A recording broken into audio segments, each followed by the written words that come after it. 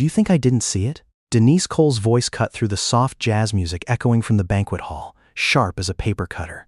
Xavier Renwick stopped dead in the middle of the hallway leading into the kitchen, one hand still holding a glass of red wine that had not touched his lips, the smell of grilled meat and garlic butter wafting from the kitchen row, so strong that it overwhelmed even the expensive perfume smell around him in the banquet hall.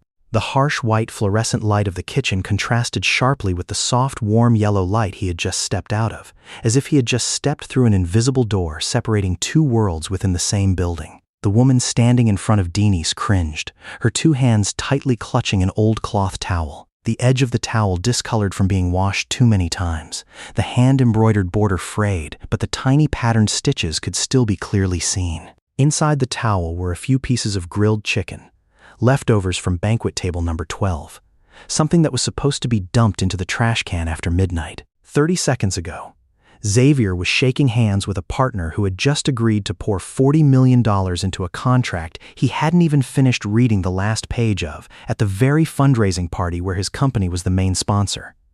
30 seconds later, he stood rooted to the spot looking at a woman who could lose her job just because of 2 pieces of cold chicken. If you are listening to this story, type right where you are watching into the comments section and stay until the end to wait and see what happens next. Don't forget to subscribe to the channel to welcome and listen to new stories every evening. I apologize, the woman said, her voice trembling, her eyes not daring to look directly at Denise. My child hasn't eaten tonight.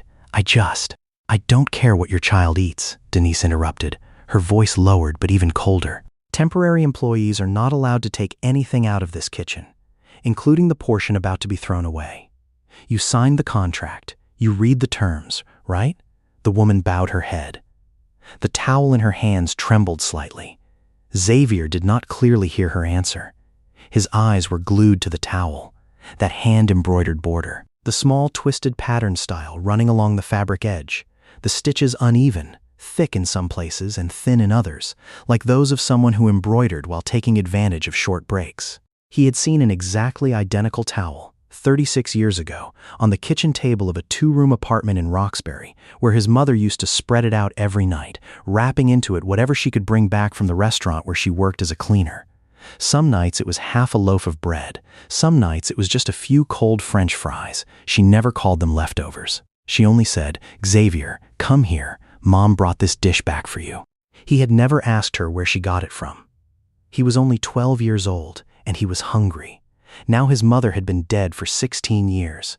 She passed away at the age of 53, after many years of doing 2 jobs at the same time to support him through college, her heart stopping while she was cleaning a kitchen that was not hers. He had enough money to buy that whole building 5 times, but he could not buy back one evening of her sitting and resting. M.M.'s. Bryant. Denise spoke up again, her hand pointing straight at the towel. Put it down on the table, right now. The woman, Angela, did not budge. She looked down at the towel in her hands as if it were heavier than her whole body. Tonight, this is all my child has, she said, very softly, not to argue back, just as if talking to herself. Xavier put the wine glass down on the nearby windowsill. He did not yell out, did not step forward to snatch the towel from Denise's hand the way a powerful man usually does to prove he is right. He just stepped slowly into the middle of the 2 of them, close enough so that both Denise and Angela had to look up at him, and he placed his hand, gently but firmly, onto Denise's shoulder. "Ems. Cole," he said, his voice so calm that Denise herself also stopped dead. "Give me a minute." Denise did not react immediately. Her gaze swept from Xavier's hand on her shoulder to his face, then stopped at the expensive silk tie, as if trying to sort him into a certain box in her head. VIP guest. Sponsor. The person whom the restaurant manager had instructed to please. "Are you a guest of tonight's party?" she asked, her voice still stiff but had lowered a tone. "I am the person behind the main sponsorship for this event," Xavier replied, not taking his eyes off Angela. "And I need to talk to her for a moment. You just continue your work." That was not exactly an order, but the way he spoke made it sound like an order. Denise stood for a few more seconds, her lips pursed, then turned around and walked towards the kitchen row, where steam was still rising from the saucepots whose fires had not yet been turned off. Few people in the media knew Xavier Renwick's face clearly. He had refused all interview invitations for the past 7 years. not appearing on the cover of any business magazine, even though his company had just surpassed the $12 billion valuation mark. He lived alone in a penthouse so minimalist that his personal assistant once joked that it looked more like a hotel room than a home. No family photos hanging on the wall. No objects reminiscent of the past, except for an old towel he kept in his desk drawer, never taken out to show off to anyone. He had avoided passing through the Roxbury area for 20 years, even though the company headquarters was less than 8 kilometers away.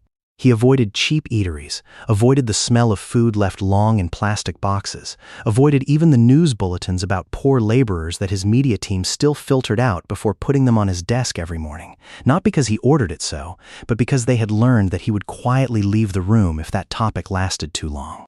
He had almost everything money could buy, and he knew well, with a cold clarity that he had never confessed to anyone, that most of the time during the day he was just moving from one meeting to another, in a life where no one was truly waiting for him to come home.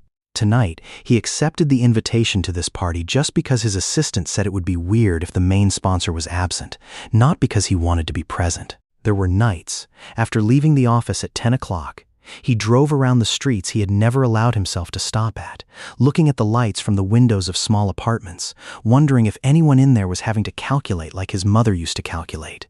He had never stopped the car. He just drove past, then returned to his penthouse, where the refrigerator was always full of food he rarely had time to cook, and most of it, on weekends, the maid would silently throw away because it was expired. He had never thought about that irony until tonight. He did not expect he would be standing here, in the middle of the kitchen hallway, looking at a strange woman tightly clutching an old towel and feeling something in his chest, something that had slept soundly for 16 years, suddenly stir and wake up. His assistant used to joke that he had a strange ability, able to sit in a meeting room for 4 hours straight to negotiate a company acquisition deal without blinking an eye, but would avoid any conversation with a personal tone of more than 3 sentences. He had never denied that. He just had never thought there would be a day he stood frozen because of an old cloth towel in the hands of a stranger. He looked down at Angela's hands first. The skin on her knuckles was chapped, a few places still having traces of industrial hand sanitizer used many times a day. Her nails were cut close, unpainted, not because she did not like to beautify herself, but because that nail style was convenient for carrying heavy trays for many hours on end. Her flat-soled shoes were worn out at the heels, the kind of shoes people wear when having to stand for more than 8 hours a day. He had seen those hands on another person, a very long time ago. "How long have you worked here?" he asked, his voice as gentle as possible. Angela looked at him scrutinizingly. "I work part-time, through a staffing agency. They call me when the restaurant needs more people for large parties." She paused, as if considering whether to say more or not. "Tonight is the 4th shift this week. Are 4 shifts a week enough to live on?" The question popped out before he had time to think it was somewhat abrupt. Angela slightly curled her lips, not exactly smiling. "Each shift is 6 hours, $15 an hour, before taxes," she said. "You calculate it yourself." Xavier calculated mentally in his head, and the number that appeared was colder than he thought. Less than $600 a week, if she was lucky enough to be called for a full 4 shifts. No health insurance, no paid leave, no guarantees for the following week. "How old is your child this year?" he asked. This question made Angela truly stop dead. She looked at him longer, as if searching to see if there was any trap in it. 6 years old, she said finally. "His name is Malik." "Who is looking after the boy tonight?" "A neighbor," Angela replied, her voice dropping a little. "Miss Patterson, kind-hearted, does not take my money, but I cannot ask her forever.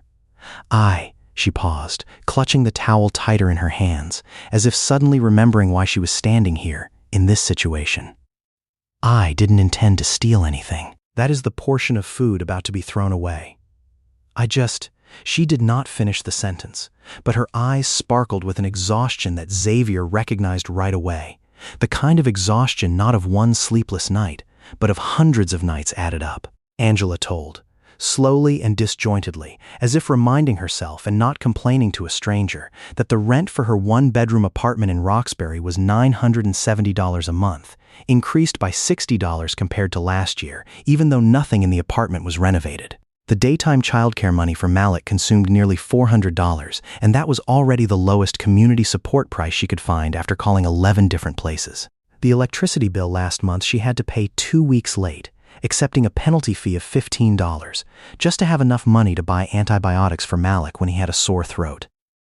There are weeks I eat 2 meals a day, not because I want to lose weight, she said, trying to force an unsuccessful smile. It is because after paying off everything, in my wallet there is only about $30 left until the next payday, and I would rather starve than let Malik starve.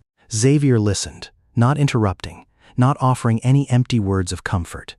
He just stood there, letting those numbers fall on him one by one, and he realized he had forgotten the feeling of having to calculate like that, forgotten to the point that it became an abstract thing in the financial reports he still skimmed through every quarter. Angela told more, not to complain, but like an ingrained habit of explaining, that she used to study nursing for 2 years before having to drop out because she didn't have enough money to pay the tuition for the 3rd semester, right after discovering she was pregnant with Malik. She did not regret her son, not for a single second, but occasionally, during the nights working part-time shifts clearing tables for guests around her age who were discussing investments, she still wondered what the other version of her life would look like if that year she had had enough $1,200 to pay the remaining tuition.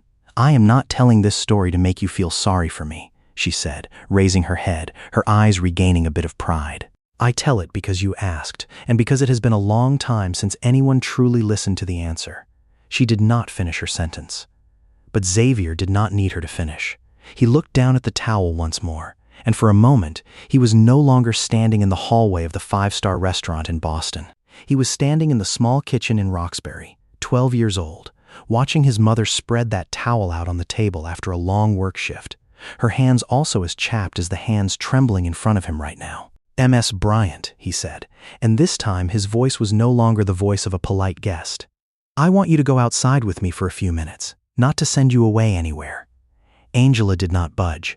Her gaze swept quickly towards Denise, who was standing near the kitchen row, then returned to look at Xavier, full of doubt.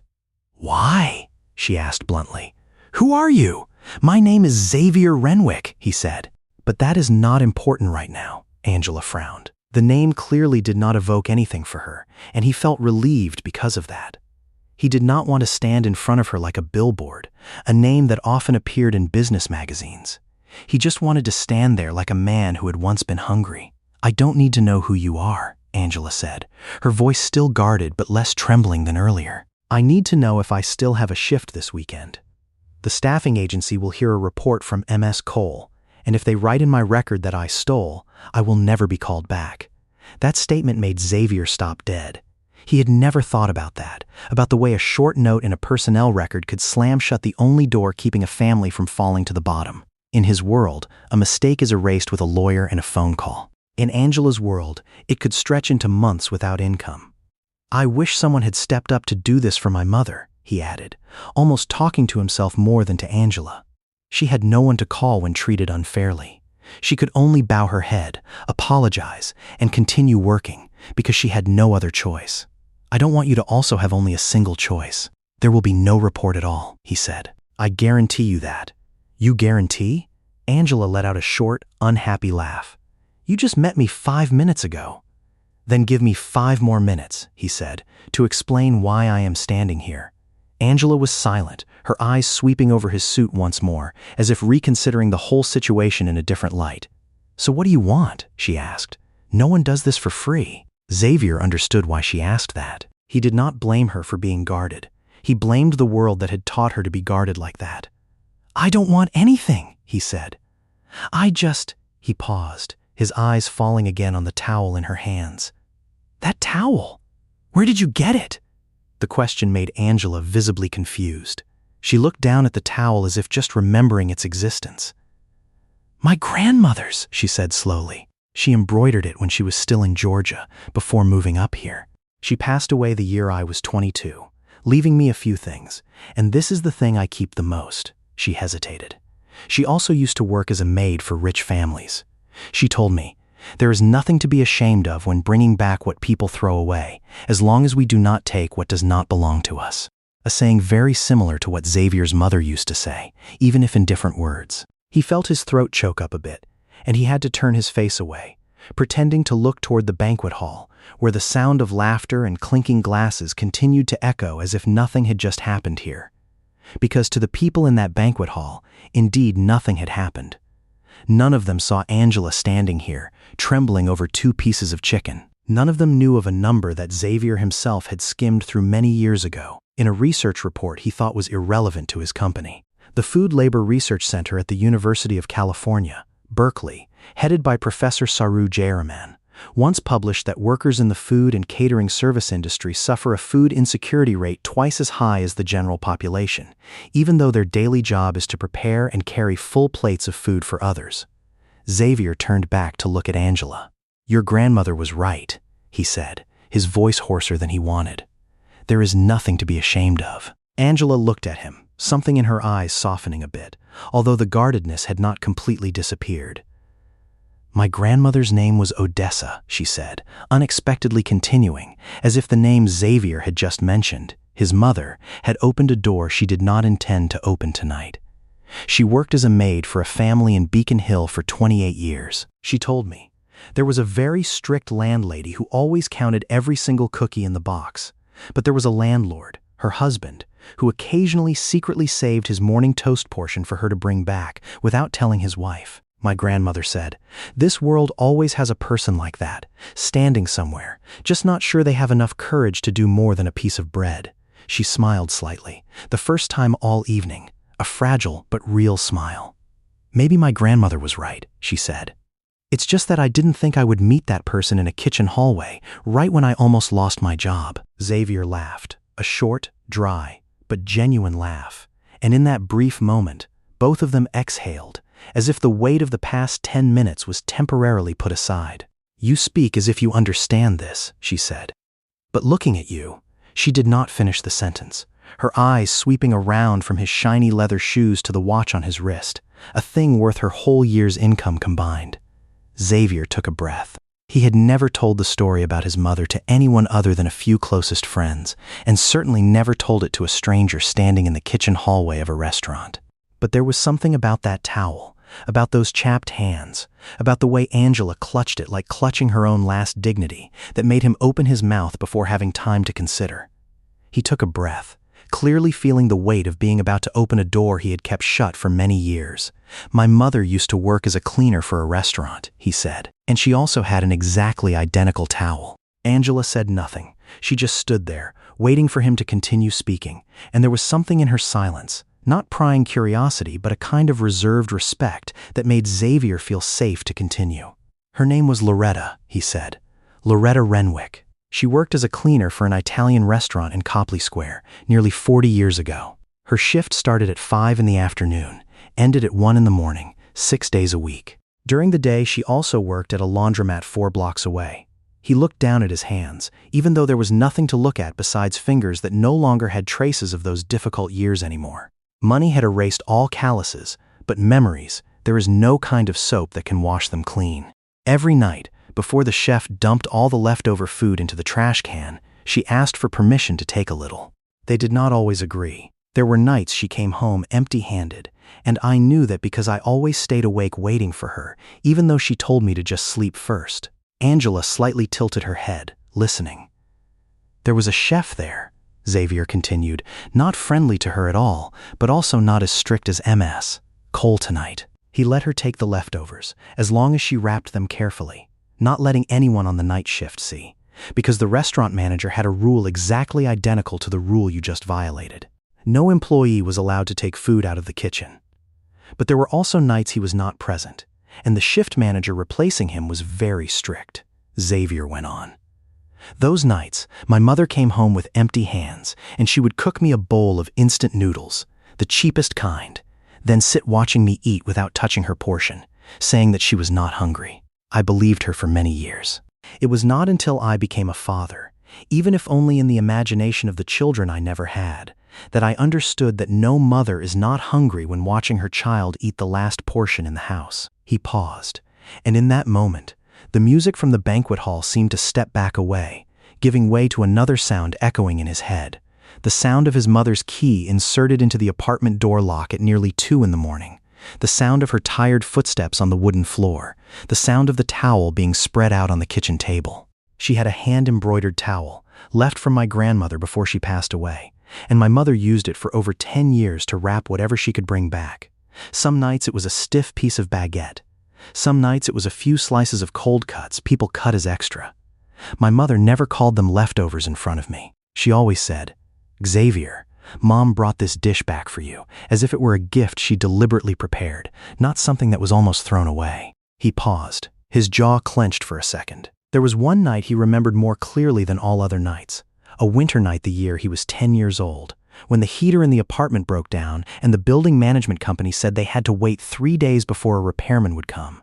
His mother came home at nearly 2 in the morning, her body still lingering with the smell of garlic and olive oil, seeing him curled up under 2 layers of blankets but still shivering. She did not say a word of reproach about the cold, did not complain about the management company. She just opened the towel. Inside was a piece of bread still warm, the kind of bread the restaurant just baked for the next morning's breakfast, not yet fully cooled down. She broke it in half, handed him a half, kept the remaining half, then hugged him into her arms, letting the remaining warmth in the loaf of bread transmit through her coat to his body. "Do you see?" she said, her voice hoarse from exhaustion but still trying to be cheerful. "Mom brought a whole heater back for you."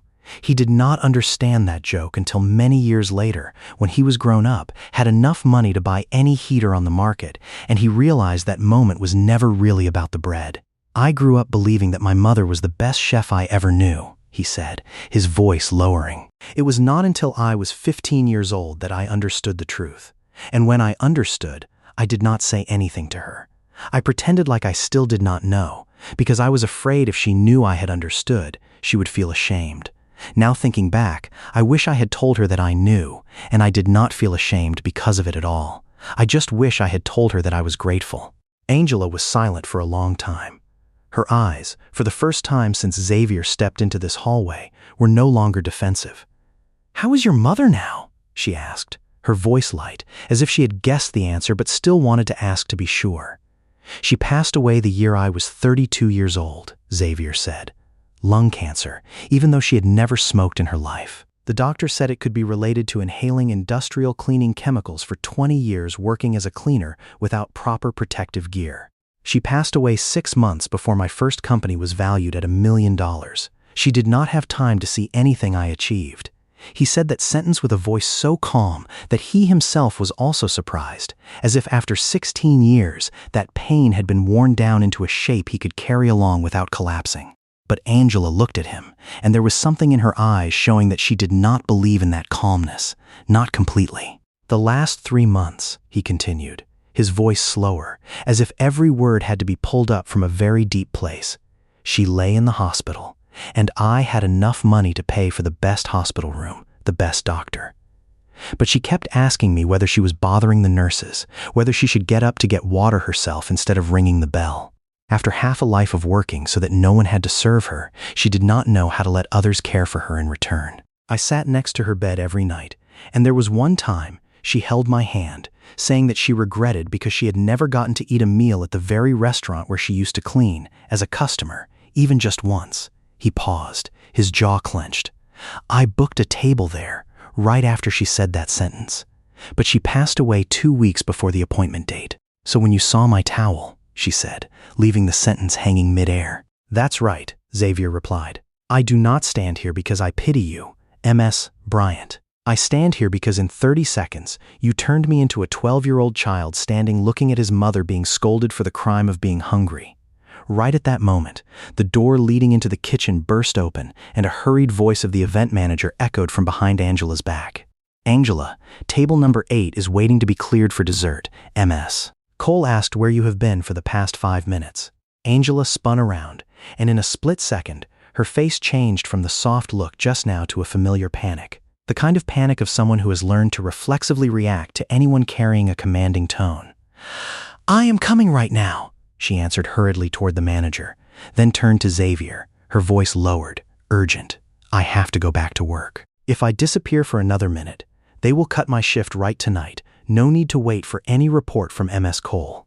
She bent down, hurriedly stuffing the towel into her apron pocket, movements so adept that Xavier understood this was not the first time she had to hurriedly hide something before anyone saw.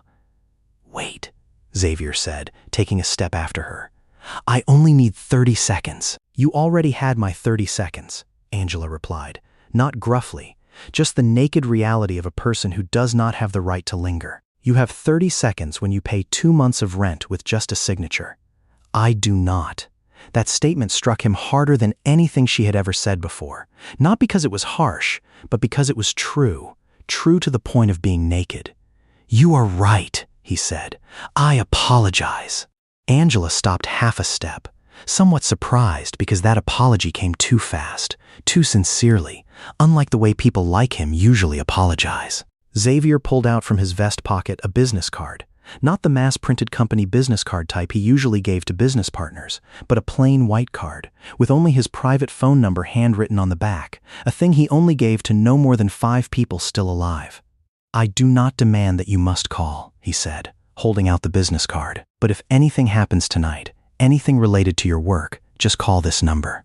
I will resolve it. Angela looked at the business card like looking at a strange object, not daring to reach her hand out right away.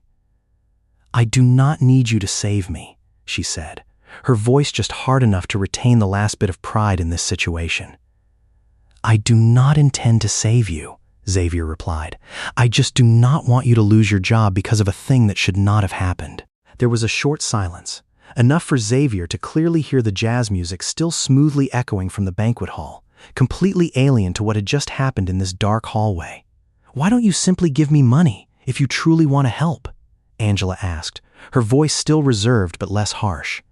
People like you often do that, right? Pull out a wallet, give a few $100s, feel good about oneself, then go home and sleep well. Xavier was silent for a moment, considering the question instead of hurriedly rebutting. You are right, I can do that, he said. And if you want, I still will do it. But a few $100s will run out in a week, while the system that almost took away your job tonight is still intact right there, waiting for the next person. I do not want to be the person who only resolves the immediate pain and then leaves. Finally, Angela reached her hand out, took the business card, hurriedly stuffed it into her apron pocket, next to the old towel. I have to go, she said, and turned around walking quickly toward the kitchen door, her posture straight, trying to hold steady, as if nothing had ever happened. Xavier stood back alone in the hallway, looking at her back disappearing behind the double doors, and he suddenly realized his hand was clenching tightly, not because of being angry at Denise, not because of pitying Angela, but because a frighteningly familiar feeling was surging up in his chest, the feeling of a 12-year-old child helplessly standing watching the person he loves being treated as if their dignity is something that can be bargained over. He pulled his phone out of his pocket, his finger quickly swiping to the contacts, stopping at a name he had not called in many months. His private operations manager, a person who always knows how to make everything happen silently and precisely. His finger had just touched the call button when the kitchen door in front burst open again, this time not Angela. Denise Cole stepped out, her hand still having a streak of cream sauce on her apron, her face no longer keeping the strict look like earlier. She saw Xavier standing there, phone still held in his hand, and stopped dead for half a second before speaking up. You are still here, she said, her voice much more cautious compared to the way she talked to Angela a few minutes ago. I apologize because you had to witness that incident. This is not the way we want guests to see behind the kitchen. Xavier put his phone away into his pocket, turning back to look straight at Denise. He did not intend to vent his anger on this woman, even though inside his heart the wave of emotions from the conversation with Angela was still intact. How long have you worked as the head chef here? He asked, his voice calm, with no intention of scrutinizing. 11 years, Denise replied, slightly surprised because the question was not like what she expected. I started from the prep cook position, gradually moving up. I also used to work part-time, if you want to know. 19 years old, alone raising my firstborn daughter, going to work at 3 places at the same time to have enough money to study cooking at night. She said that sentence not to seek sympathy, but like a truth needing to be placed on the table before the story continued, a way to remind Xavier that she did not stand on the opposite side from Angela as he might be thinking. She only stood on a different stair-step on the same staircase that both women were trying to climb up. So you understand clearly where these rules come from, Denise sighed, leaning her shoulder against the doorframe, as if the fatigue of a whole long shift suddenly pressed down at the same time. I am not the one who set that rule, she said. The restaurant management set it, for reasons of insurance and food safety. They said so. but I am the person who has to enforce it, and I am the person who gets reprimanded if anything happens that I ignore." She paused, looking down at her hands. She is not the first person I have seen do so.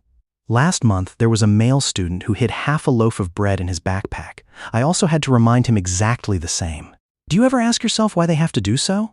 Xavier asked, not to question, just simply wanting to know. Denise was silent for a long time, her eyes absently looking toward the brightly lit kitchen row, where other employees were still busy with the dessert portion at the end of the party. "I do know," she said finally, her voice smaller.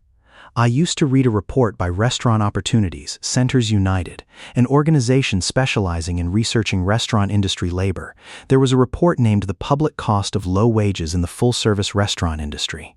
They calculated that nearly half of the families having a person working in the full-service restaurant industry have to rely on at least some public assistance program, even though that person works full-time. I mean, we serve food for other people all night, then go home and line up to ask for food stamps. I am not an insensitive person, Mr. Renwick. I just do not have the right to break the rules." Xavier looked at Denise with a different eye. Before that, he only saw a cold woman holding power in her narrow little kitchen. But now he realized she was also standing in a position caught between two layers of pressure, no different from Angela, just on a different rung of the same system. "If you had the right," he asked slowly, "would you do it differently?" Denise looked at him, and in her eyes there was a ray of something both tired and honest. "If I had the right," she said, "I would let every temporary employee bring the leftover food portion back every night, instead of dumping dozens of kilos of still good food into the trash can just because of fearing legal responsibility. But I am not the person who signs the contract with the staffing agency.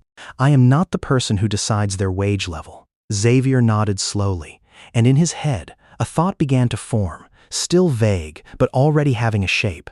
Not just the matter of helping Angela alone get through a difficult night, but a thing somewhat bigger, a thing that could reach even people like Denise, people caught between rules and conscience. "How old is your daughter this year?" he asked, his voice softening. 19, Denise replied, a trace of pride flashing across her tired face. "Studying her second year in nutrition, thanks to a community scholarship at a nearby college. The girl says later on she will work in a hospital, caring for the diet regime for poor patients. I think she chose that major because growing up watching me bring legal leftover food home from company parties that allowed it, and she asked me why not everyone has that privilege." That statement made Xavier silent for a moment, a childish question, but so precise that adults usually evade it. He was just about to open his mouth to ask more when hurried footsteps echoed from the kitchen door, and the voice of the event manager spoke up again, this time much more panicked compared to earlier. "Ems! Cole! Ems!" Bryant fell at the dessert table area.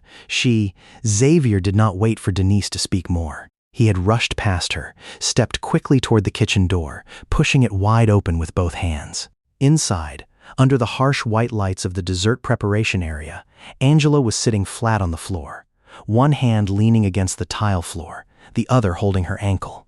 A tray of chocolate mousse cakes spilled and shattered to pieces beside her. Small glass cups rolled everywhere. A few had broken into pieces. Two other employees stood surrounding, not knowing whether to help her up or clean up the broken pile first.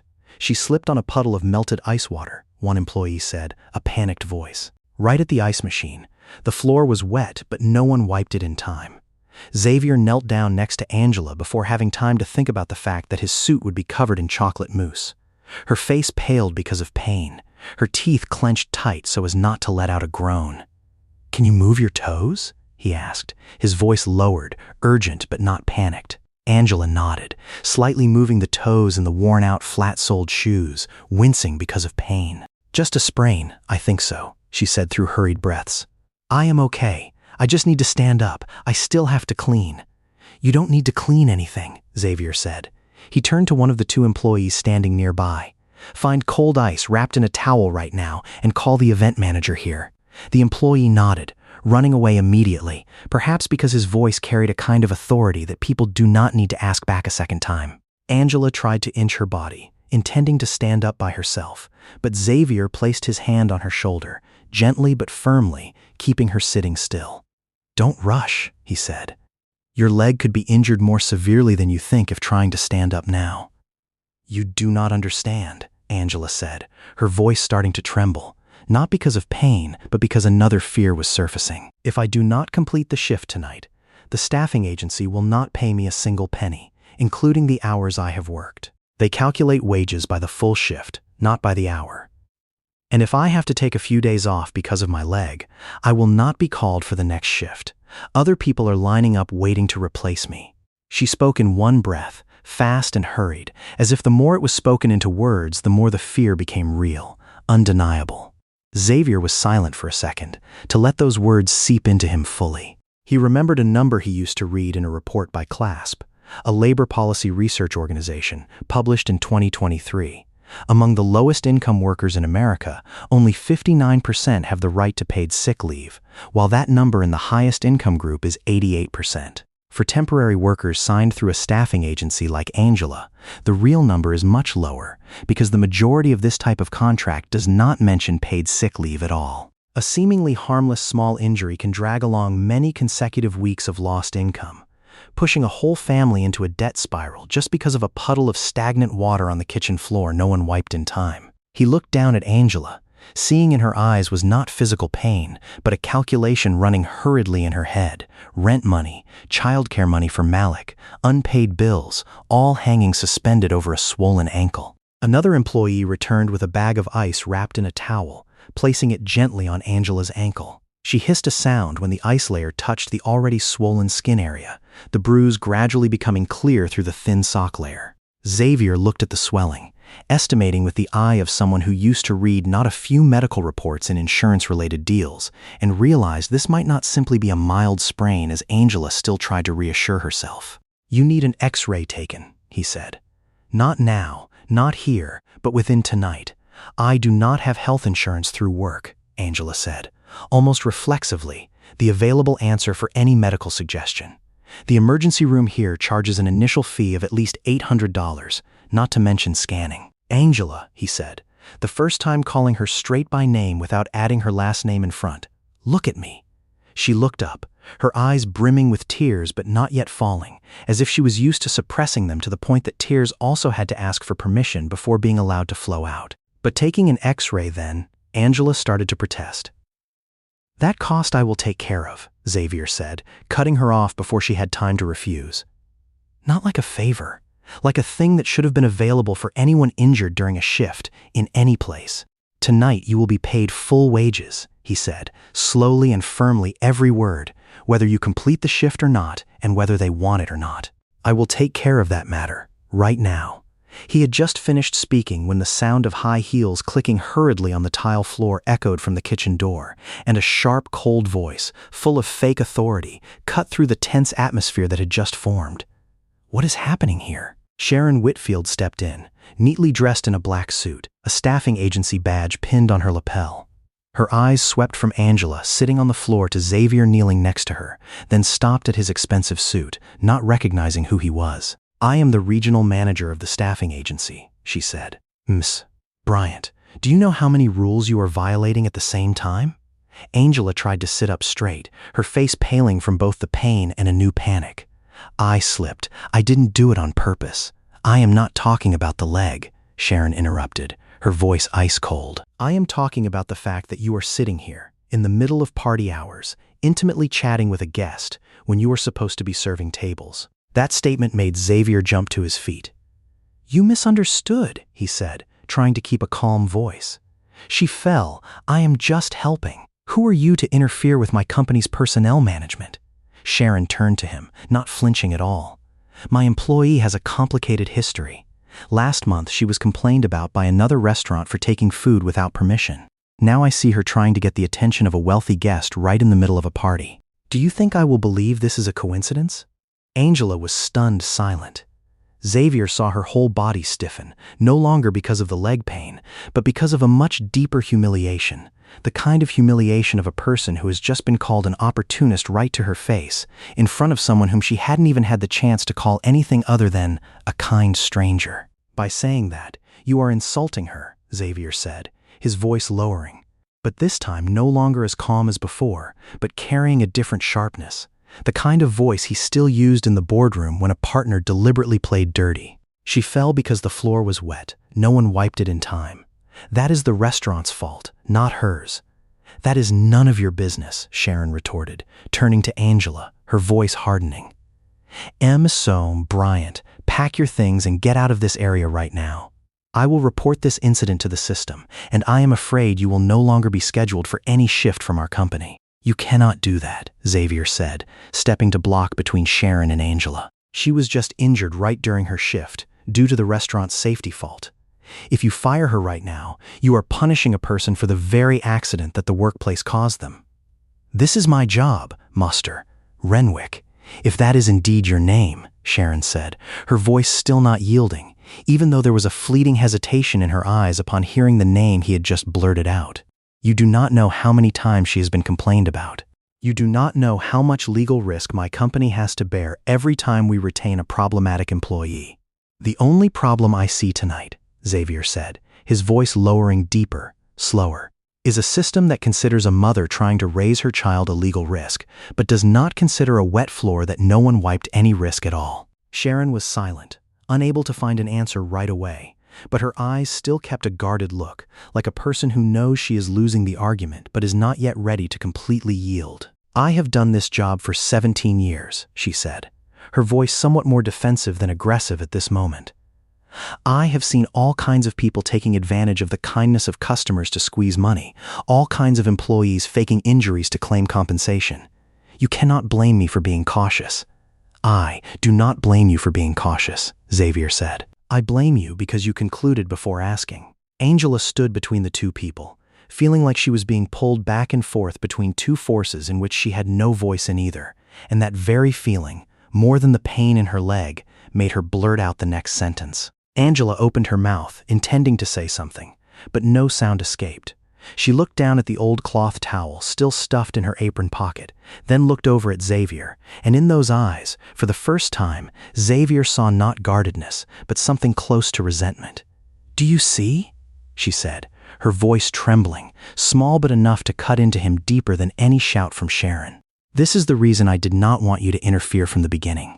You come, you are kind, you give a business card, then you will leave here tonight and forget everything, while I have to live with the consequences." Angela's statement hung suspended in the air, and Xavier felt it pierce into his chest even more painfully than any reproach he had ever received in 20 years sitting in meeting rooms full of pressure. Because she was right. He had stood there, spoken kind words, offered a business card, and deep down, perhaps he had thought that was enough, as if kindness only needed to appear, not needing to go to the end. "You are half right," he said, his voice slow but firm. "I could leave here tonight and forget everything, but I will not do that." He turned to Sharon, and this time, he no longer tried to keep a mild demeanor.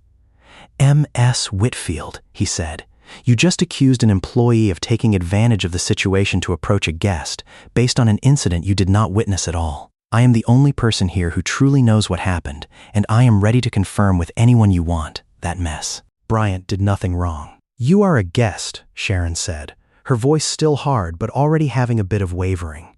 "You have no authority in my company's personnel management." "Correct," Xavier nodded. "But my company is the main sponsor for this hotel's entire fundraising event series for the next 3 years, and the clause in the contract allows us to choose the personnel supply partner for each event.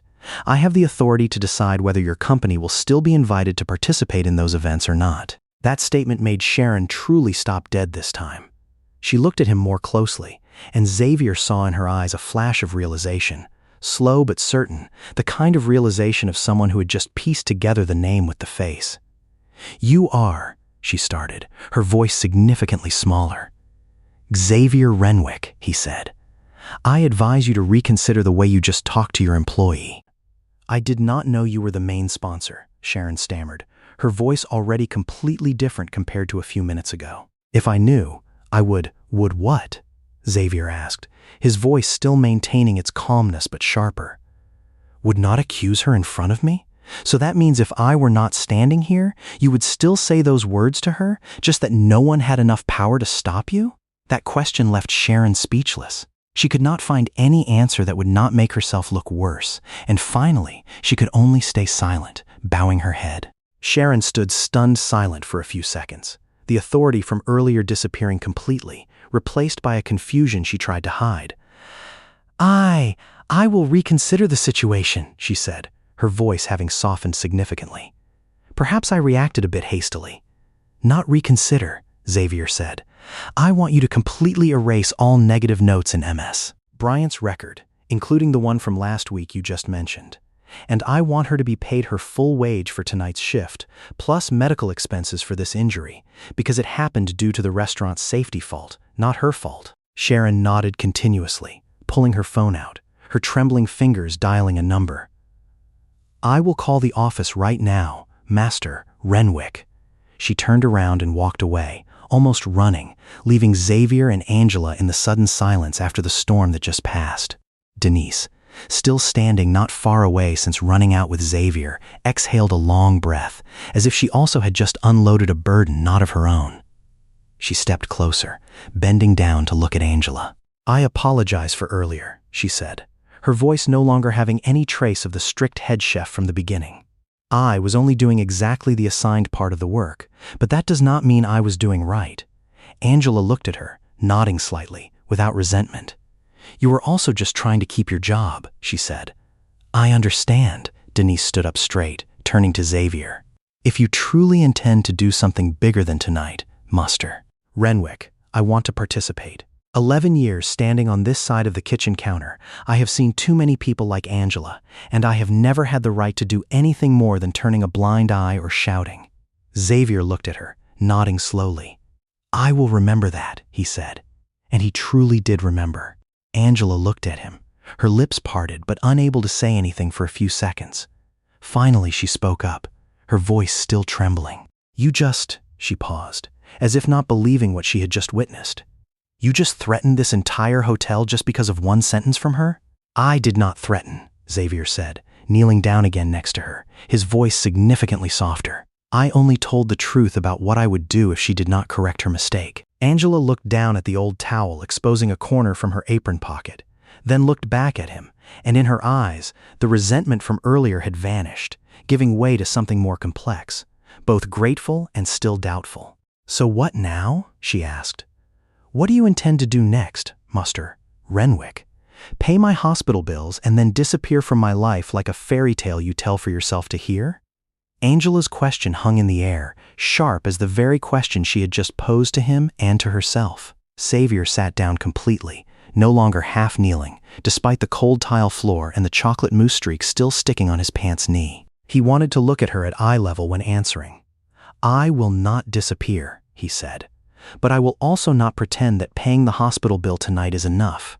That is only a way to stop the bleeding, not a way to heal the wound. Angela frowned, not yet understanding what he was talking about. Do you remember me saying my mother passed away because of doing 2 jobs at the same time for many consecutive years? He continued. After she passed away, I swore to myself that if there was a day I achieved something bigger than myself, I would not let it just stop at a hurriedly written check on a touching night and then forgotten the next morning. I had a company, had money, but for many years I had never done anything with that oath. Perhaps because I had not met the right reason. He paused, looking down at the old towel in her apron pocket. I want to establish a fund, he said. Not a generic charity fund handing out money once and then stopping. A fund dedicated exclusively to temporary workers in the service industry, people like you, like my mother in the past. It will pay an allowance when they are injured during a shift, regardless of whether the staffing agency acknowledges it or not. It will support childcare costs for people working night shifts. And I want you to be the first person I consult for opinions, not in the capacity of a recipient, but in the capacity of a person who understands clearly where this system is broken more than any expert I have ever hired. Angela was silent for a long time, her eyes glinting with something between doubt and a ray of hope she did not allow herself to believe completely. Why me? She asked. You just met me tonight, because you did not beg me to help, Xavier said. You were only trying to survive, exactly the way my mother used to do. People give money most easily to those who beg. The person deserving to receive true change is the person who never opens their mouth to beg, because they are already too used to the fact that no one listens. Angela bowed her head. A tear finally also fell down, rolling across her cheek, falling straight down onto the old towel in her hand, right at the embroidered border that her grandmother had sewn many years ago. I do not need pity, she said, her voice choking up. I need an opportunity to not have to hide food in a cloth towel like a criminal every time I fear my child is hungry. Then help me do exactly that, Xavier said. Not just for you alone. For all the people like you, like MS, Cole, like my mother. You tell me, if you had the right to change a single thing in the system that just almost took away your job tonight, what would you change first? Angela was silent, considering the question as if no one had ever asked her this seriously. I would not let the staffing agency have full right to decide the fate of a person with just a line of note, not needing evidence, she said finally. I would let workers be heard, be explained, before being crossed off the job call list. Right now, if they want, they can wipe me out with just a phone call, and I do not even have the right to know why. Then that will be the first thing this fund does, Xavier said. An independent complaint process, not controlled by the staffing agency or the restaurant, so that no one can silently wipe out a human being with just a line of text. He said that with the certainty of a person who had made hundreds of business decisions, but this time, his voice carried a different weight, the weight of a promise to a person who was no longer alive to witness it being kept. Angela had not yet completely let go of her reservation. I have heard promises like this before, she said. From city programs, from churches, from a few nonprofit organizations that came and went. They always start with a grand launching ceremony. Then 2 years later, no one remembers the name of that program anymore. I do not blame you for thinking so, Xavier said. But I will not stand behind the scenes running this from afar. I intend to sit directly on the fund's board, not just write a check once a year. And I will let you, along with people like MS, Cole, have an equal voice with anyone on that board, including myself. Angela looked at him for a really long time, as if weighing every word he said to see how many parts were true. If you lie, she said finally, her voice still probing but already having a ray of something softer, I will be the first person to stand up and expose you in front of all the journalists I can find. Then I have one more reason to keep my word, Xavier said, and for the first time that night, a smile flashed across his face, albeit brief. That is not pity, Xavier said. That is the thing I wish someone had done for my mother when she was still alive to receive it. He stood up, held his hand out, not to pull her up immediately, but just to let her know that hand is always there if she needs it. But before talking more about the fund, about the future, he said, I need to take you to the hospital to check that leg right now. The remaining matters can be talked about later. Angela looked at his hand for a long time. She thought of Malik having a fever at home, of the coming weeks with shifts not knowing whether she would be called or not, of the towel in her apron pocket carrying along a whole lineage of women who had learned how to survive with their own 2 hands. Then she thought of her grandmother's saying, that the world always has a person like that standing somewhere, just not sure they have enough courage to do more than a piece of bread. Perhaps, she thought, tonight she had met the person who dared to do more than that. She looked toward the kitchen door, where Denise was standing observing from afar, and further away, where the jazz music in the banquet hall still continued echoing as if time out there had never stopped.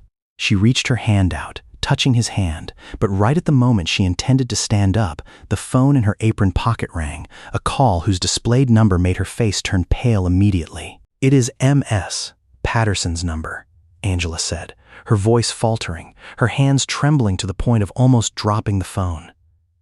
The neighbor is watching Malik. She pressed to answer the call, pressed the phone close to her ear, and Xavier stood silently beside her, observing her face change every second, from worry to true panic.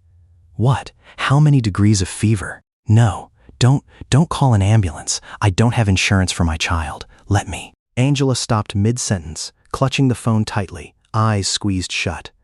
All right, I am coming right now. Please keep him warm. Don't let him. She hung up, tried to stand up immediately, completely forgetting the just injured ankle, and staggered, falling forward. Xavier managed to catch her before she fell again. My child has a high fever, nearly 40 degrees, she said. Her breath hurried, tears now flowing uncontrollably. Ms. Patterson said. He started speaking deliriously. I have to go. I have to get to my child right now. I don't care about this leg anymore. You cannot drive in this condition, Xavier said, his voice urgent but still maintaining the necessary alertness. Where is your home address? Number 47 Humboldt Street, Roxbury, Angela replied, almost without thinking, because in her head right now there was only one single thing left. Xavier stopped dead for a second, That street was less than 6 blocks away from his mother's old apartment. He did not let himself stop at that coincidence for longer than half a second. He pulled out his phone, called straight to his private driver waiting in the parking lot in front of the hotel, his voice hardening into a command without any hesitation. "Damon, bring the car to the back gate right now. We have an emergency case." He hung up, turning to Angela. "The car will arrive in 3 minutes. I will take you. You don't need to." "Angela." He looked straight into her eyes, his voice leaving no room for refusal. "Your child is having a high fever and you just injured your leg. This is not the time to keep face with a stranger. Let's go." She did not argue back anymore. She let him support one side, guiding her to take limping steps through the hallway, past Denise, who was standing silently watching them, past Sharon, still standing a few meters away, phone pressed to her ear, not daring to look straight at them. In the car, Angela sat curled up, her 2 hands hugging the old towel, as if it was the only thing keeping her from crumbling. Xavier sat opposite, silent, leaving her in peace with her own fear. But his eyes did not leave her fingers clenching tight around the embroidered cloth. And in his head, the image of a 6-year-old child delirious with fever in an apartment in Roxbury kept overlapping the image of another 12-year-old child, many years ago, who also used to lie alone waiting for his mother to return on a night of high fever without anyone taking him to the hospital in time. The car turned into the familiar street. Pale yellow streetlights swept past the glass window, and when the car stopped in front of an old apartment building, the wall paint peeling off in patches, Angela had opened the car door before it stopped completely, rushing toward the stairs, ignoring even the pain in her leg. Xavier stepped behind, 1 beat slower, and when he looked up at the iron staircase on the side of the building, he realized he had once stood at this street corner, 36 years ago, hand in hand with his mother, waiting for a final bus in the night. Ms. Patterson opened the door before Angela had time to knock, her face wrinkled with worry, her hand still placing a wet towel on the forehead of Malik, who was lying curled up on the sofa, his cheeks flushed red, his breathing heavy. Angela knelt down next to her child, her leg hurting to the point that she had to cling to the chair armrest, but she did not pay attention at all. "Mom is here. Mom is here for you," she whispered, pressing her forehead against her son's forehead, measuring the temperature with her own skin the way mothers still do when not having a reliable enough thermometer. "We are going to the hospital right now." Xavier stood at the threshold, not stepping inside, only close enough to speak. "The car is still waiting downstairs. The hospital I called 15 minutes ago, they have already prepared an examination room for Malik. At the emergency room, a young nurse came out to receive them, checking insurance information out of professional habit before Xavier had time to say anything. Angela stiffened her body, the familiar reflex of a person who had been asked that question too many times before being asked where her child hurt. "No need for insurance information," Xavier said gently to the nurse. "The cost has been guaranteed. Please examine him right now." Angela turned to look at him, her eyes both grateful and having a little something almost like hurt, as if she was just reminded once again about the gap between her world and his world, even in this moment. The pediatrician, a middle-aged woman with a warm, deep voice, stepped out after 20 minutes, announcing Malik had a middle ear infection. High fever was a normal reaction of the body, not dangerous if given the right dose of antibiotics in the next 48 hours. Angela collapsed onto the nearby plastic chair, her 2 hands hugging her face, not crying because of pain anymore, but because of being relieved to the point her body no longer knew how to react other than trembling. Xavier sat down next to her, saying nothing, only placing a bottle of filtered water into her hand, the only thing he knew how to do right now.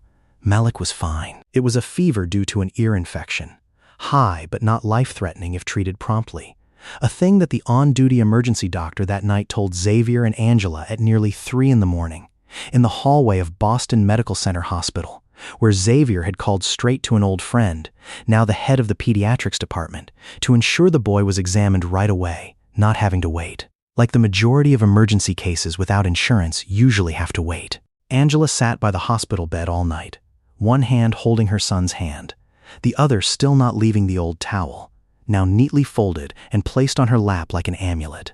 Xavier sat on the hard plastic chair in the corner of the room, not saying much, just being there, exactly the way a person should stay when another needs someone not to leave. The next morning, when Malik was awake, Sitting up demanding to eat, Xavier stood outside the hospital room door, looking through the small glass pane, seeing Angela bend down to kiss her child's forehead, and she turned around to see him, smiling slightly, the first smile he saw on her since they met in the kitchen hallway last night. 6 months later, the Loretta Renwick Fund officially went into operation, bearing the name of the woman who had spent her whole life wrapping up the remaining crumbs to raise a child.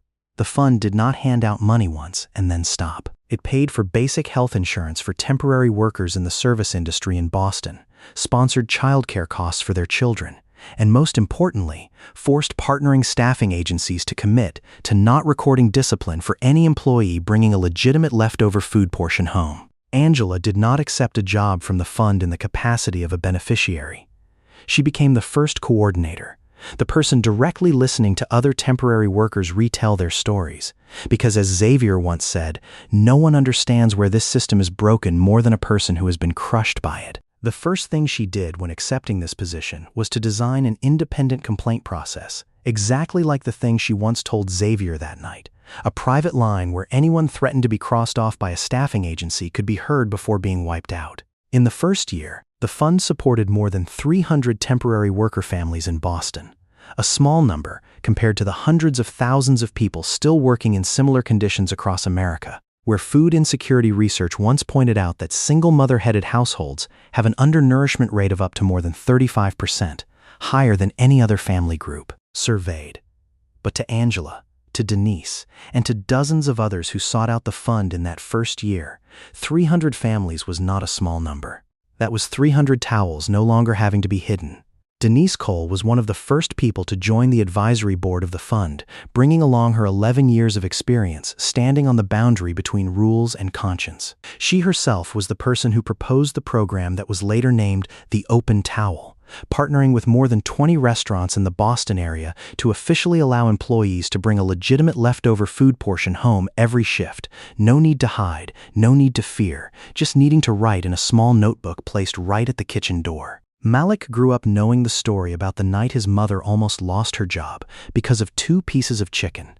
Not like a shameful secret, but like a story his mother retold every year right on the day the fund was established, with his great-grandmother's old towel always placed on the dinner table that night. 1 year after the day the fund was born, in the first anniversary ceremony, Xavier stood on the podium speaking, his hand holding his mother's hand-embroidered towel, the towel he had kept in his desk drawer for 16 years without ever daring to take it out in front of a crowd. He placed it next to Angela's grandmother's towel, 2 old pieces of cloth, 2 different embroidery lines but carrying the same story, lying next to each other on a small table in the middle of the stage. "Dignity is not something people bestow," he said, looking down at the crowd, among which was Angela, was Malik, now 7 years old, sitting next to his mother, was also Denise, the person who was now a member of the fund's advisory board. Dignity is something people carry along, through every wrapped towel, through every night no one sees, through every time standing up after being called a thief when they are only trying to feed a child. He paused, looking around the auditorium. I wonder how many people among us have ever walked past a moment like that and chosen to look away because it is not our business. I used to be the child raised by a cloth towel. I only wish I had managed to do something when my mother was still alive to receive it. 3 years after the establishment day, the fund expanded out of Boston, partnering with organizations similar to Rock United to lobby for policies at the state level, aiming towards requiring every temporary staffing agency to provide at least one form of occupational accident insurance, regardless of the number of working hours per week. Xavier was no longer the only face representing the fund. He stepped back behind, letting people who used to stand in Angela's position lead, because he understood clearly better than anyone that his money could only open the door, and the act of stepping through that door and knowing what to do next must be the work of those who had stood outside the door for their whole lives. Sharon Whitfield, after the incident that night, left her old staffing agency just a few months later, moving to work for the Loretta Renwick Fund itself, in charge of the corporate partnership segment, where she used her very experience of once standing on the pressure-causing side to build contracts that protect workers better. She never brought up that night again in front of Angela, but every year, right on the fund's establishment anniversary, she would send a small bouquet of flowers to Angela's office, accompanying no message, but both women understood what it meant. 12 years after that night, Malik Bryant stepped onto the stage of that very annual ceremony, not in the capacity of the fund coordinator's son, but in the capacity of a freshman majoring in social work, receiving the first full scholarship of the Loretta Renwick Fund dedicated to the children of temporary workers. He held in his hand the hand-embroidered towel, now framed in glass, hung permanently at the fund's main office, and retold the story of the night his mother feverishly worried for him, while she herself was also suffering leg pain, in the very calm tone he had learned from hearing that story retold every year. "I do not remember that night," he said, "but I grew up in its shadow, in the best way possible. My mother never let me forget that someone had stopped, right at the moment when the majority of the world would choose to walk on." Xavier sat in the front row, already 60 years old, hair mostly gray, but his eyes, when looking at Malik stepping down the stage, were no different from the eyes of the man who once knelt on the chocolate mousse-wet kitchen floor 12 years ago. Angela sat next to him, now the executive director of the fund, hair already having a few gray strands, her hands still keeping the old habit, occasionally touching lightly another small towel. The new towel she embroidered herself to gift her son on the day he entered college, with the same small twisted pattern style as her grandmother's towel in the past. That night, after the ceremony, Xavier drove alone, without a driver, to Humboldt Street in Roxbury, parking the car in front of the building where Angela used to live. The building was now renovated, partly thanks to the fund's investment in an affordable housing program for low-income workers in the area. He sat in the car for a long time, looking up at the third-floor window, where there used to be a 6-year-old boy lying with a fever on the sofa on a winter night.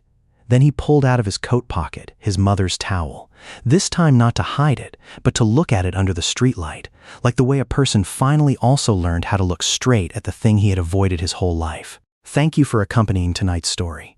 As for you, have you ever witnessed such an unfair moment? And what did you do? Please tell us to hear in the comments section. See you again in the next story.